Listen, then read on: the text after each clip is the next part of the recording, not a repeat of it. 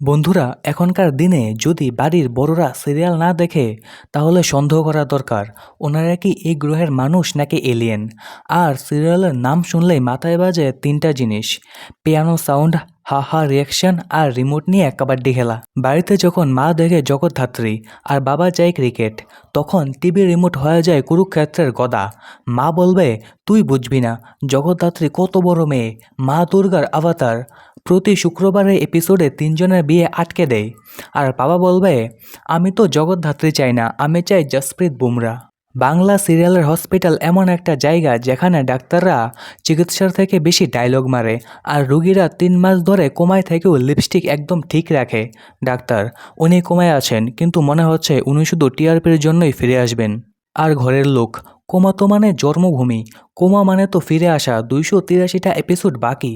বাংলা সিরিয়ালে বিয়ে মানে কোনো ইভেন্ট না, ওটা একটা আসন্ন ধ্বংস।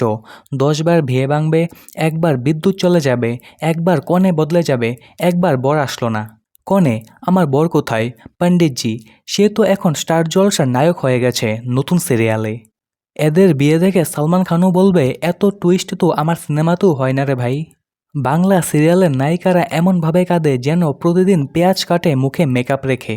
বাংলা সিরিয়ালে কেউ একবার মরলে তার মানে সে পরের মাসে নতুন মুখে নতুন সাজে নতুন এন্ট্রি নেবে।